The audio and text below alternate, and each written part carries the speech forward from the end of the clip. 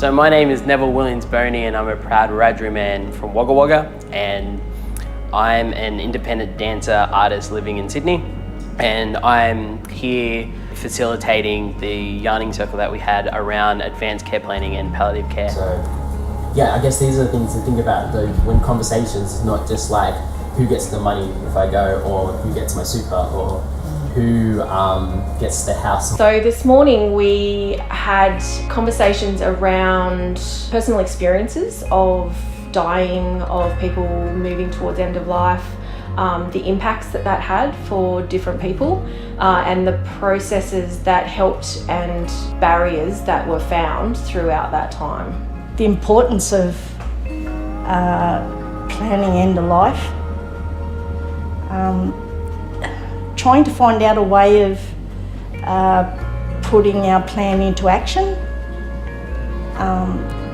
sharing it with our family and our kids, because I think if we get a plan, put it together, it, like you were saying, that you don't have that burden on our families to have to think, what should we be doing? Where should we be taking her? Should she go back to country with her mother and her father? Or can we keep her here where we are? You're helping your kids with that burden because you made your decision. I think the whole concept of advanced care planning, advanced care directives, palliative care, it's all been given, and I'm sure you find this too, it's all been given a stigma and a name, when in fact what it's about is conversation. Advanced care planning is the process of actually planning your healthcare for the end of your life, or for the time when your healthcare needs will change. So it's around looking at your values, your preferences, your beliefs, and how they will impact as your life changes. So making healthcare decisions, how that may look as your healthcare needs change. But then in the end, it is so scary for the carers to be actually able to look after someone and have them die at home, that the ambulance is called and they go to hospital, and then they die at hospital, which is not what they wanted. A lot of our medical illnesses are slow demising illnesses. So for example, end-stage heart disease, respiratory disease, and even cancers, people just slowly go downhill. And when we know that the end of our life is coming, we really want people to understand that they have the ability to do that the way they want, to have the dignity that they want in their passing. So advanced care planning can be done by anyone. It doesn't have to be weighted to palliative care specialist or nurse or our palliative care worker comes in.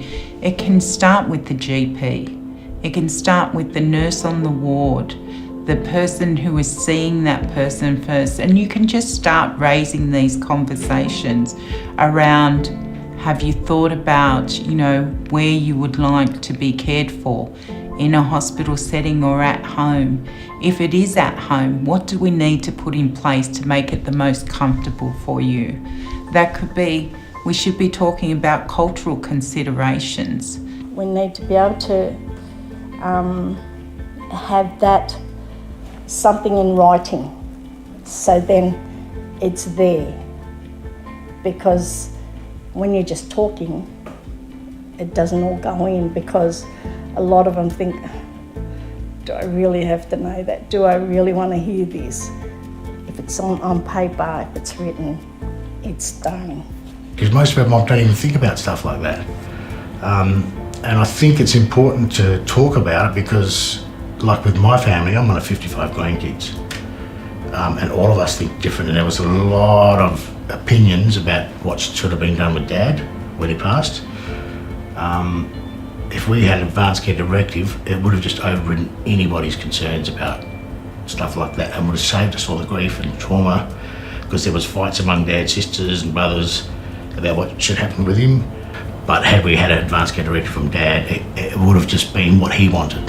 like I didn't know about this, and you know, my mum would benefit that from like, she doesn't want to talk about it, she'll write it down and she'll like keep it away and be like. Advanced care planning is not particularly visible. Unfortunately, they've done some fairly significant studies in Australia and worldwide to show that not a lot of people do advanced care planning or do advanced care directives.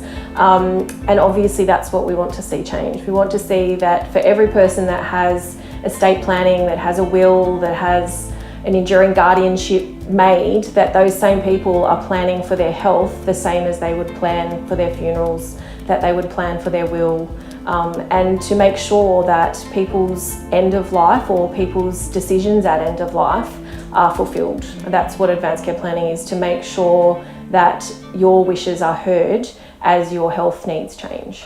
Talking to Pop, he was okay, he was very open as well with me, but my nan's very close off because of the history. And so it's the history side of it, you know, is that what palliative care needs to know as well, the colonisation, all that kind of stuff, the taking children, you know, because the more I talk to young kids, the more open they are to talk about that stuff, you know. Sure, there's some stuff that they don't want to talk about because of cultural protocols, or there's certain people they will talk to, like male, female, or male, female, female.